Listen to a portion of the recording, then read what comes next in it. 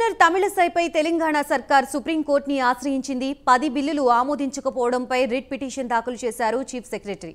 Writ పిటిషన్లో ప్రతివాదిగా Telangana governor Tamilisai పేరుని ప్రస్తావించారు. రేపు సుప్రీంకోర్టులో పిటిషన్ విచారణకి వచ్చే అవకాశం ఉంది.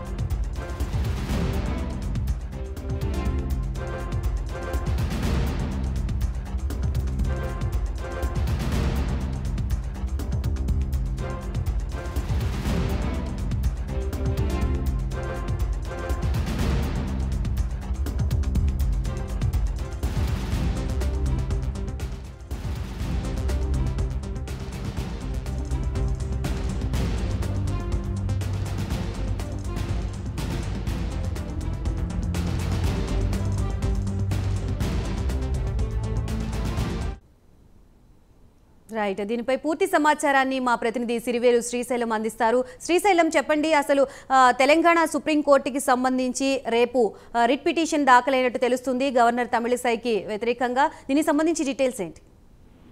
గాయత్రి, అంటే గత కొన్ని రోజుల నుండి తెలంగాణ ప్రభుత్వం మరియు గవర్నర్ మధ్య కోల్డ్ వార్ అనేది కొనసాగుతున్నటువంటి అంశం మనందరికీ తెలిసినటువంటి అంశమే. ఇందులో ఒక ఫర్దర్ స్టెప్ అంటే గతంలో కూడా అసెంబ్లీ సమావేశాల సందర్భంగా గవర్నర్ ను ఆహ్వానించకపోవడం, బడ్జెట్ సమావేశాల గురించి బడ్జెట్ ప్రసంగాన్ని ఇచ్చేటటువంటి అంశాలలో కూడా తెలంగాణ ప్రభుత్వం స్కిప్ చేయాలనేటటువంటిది అనుకుంది. మళ్ళీ తర్వాత కాన్స్టిట్యూషనల్ గా కాంట్రడిక్షన్ వస్తుంది అనేటటువంటి అంశంతోని కాన్స్టిట్యూషనల్ గా హైకోర్టులలో కూడా కేసులు ఫైల్ చేసి కేసులలో కూడా వీళ్ళు ఓడిపోతారనేటటువంటి భావించుకున్నప్పుడు తెలంగాణ ప్రభుత్వం ఒక మెట్టు దిగి తమిళసైని బడ్జెట్ సమావేశాల ప్రసంగానికి ఆహ్వానించడంతో పాటు ఒక్కసారిగా అక్కడ వివాదం ఈ రోజు సుప్రీంకోర్టులో తెలంగాణ ప్రభుత్వము రిట్ పిటిషన్ వేయడం అనేటటువంటిది, పబ్లిక్ ఇంట్రెస్ట్ లిటిగేషన్ వేయడం అనేటటువంటిది గవర్నర్ మరియు ప్రభుత్వం మధ్య ఇంకా వైరీలు కొనసాగుతున్నాయి అనేటటువంటి దానికి చక్కటి నిదర్శనం. గవర్నర్ ముందున్నటువంటి వివిధ డిపార్ట్మెంట్లకు చెందినటువంటి 10 ఫైళ్లు గవర్నర్ ఆమోద ముద్ర వేయడం లేదు కనుక త్వరగా గవర్నర్ ఆమోద ముద్ర వేయాలి అనేటటువంటి నెపంతోని రాష్ట్ర ప్రభుత్వము సుప్రీంకోర్టును ఆశ్రయించడం అనేటటువంటిది భారతదేశ చరిత్రలో ఇది rarest of the rare incident గా భావించవచ్చు. విలాసరావు దేశ్ముఖ్ ముఖ్యమంత్రిగా ఉన్నప్పుడు గతంలో మహారాష్ట్రలో కూడా ఇలాంటి సంఘటన చోటు చేసుకుంది.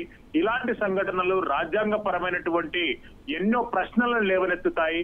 తెలంగాణ ప్రభుత్వము గవర్నర్ తో సంప్రదింపులు చేసి ఇక్కడ రాష్ట్ర ప్రభుత్వానికి సంబంధించినటువంటి ఆబ్జెక్షన్ అంటే అభ్యంతరం లేనటువంటి బిల్లులన్నింటినీ క్లియర్ చేసుకోవాలి. కానీ గవర్నర్ మీద ఉన్నత న్యాయస్థానానికి వెళ్లడం అనేటటువంటిది ఇది దేశవ్యాప్తంగా కూడా చర్చించుకోవాల్సిన అంశం. రేపు తమిళసై పైన తెలంగాణ ప్రభుత్వం వేసినటువంటి పిటిషన్ రేపు హియరింగ్ వచ్చే అవకాశం ఉంది. ఈ తెలంగాణ రాష్ట్ర హైకోర్టులో ఏదైతే రిజల్ట్ జరిగిందో అదే రిజల్ట్ సుప్రీంకోర్టులో కూడా జరుగుతుంది. కొన్ని ఇమ్యూనిటీ పవర్స్ ఉన్నటువంటి వారిపైన సుప్రీంకోర్టు గాని హైకోర్టు గాని విచారణ జరిపించేటటువంటి హక్కు లేదు.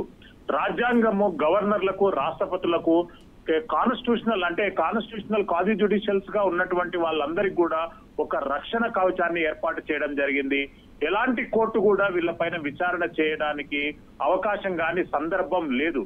రాష్ట్ర ప్రభుత్వంలో కూడా రాష్ట్ర హైకోర్టులో కూడా పిటిషన్ వేశారు, ప్రభుత్వం విత్డ్రా చేసుకుంది. సుప్రీంకోర్టులో కూడా ఈ పిటిషన్ ఫైల్ చేశారు, ప్రభుత్వం విత్డ్రా చేసుకోవడమే రిజల్ట్ గా మారుతుంది అనేటటువంటిది అందరికీ తెలిసినటువంటి అంశం.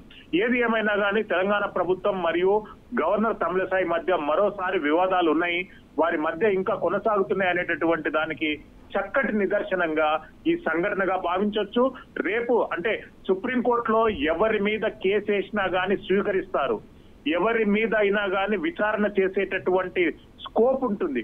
కానీ గవర్నర్ పైన ప్రెసిడెంట్ పైన రాజ్యాంగం కల్పించినటువంటి భద్రత కారణంగా ఎలాంటి ఆర్డర్లు పాస్ చేసేటటువంటి రైటు సుప్రీంకోర్టుకు హైకోర్టుకు దేశంలో ఏ కోర్టుకు కూడా లేదు. Gayatri, right, thank you Srisailam.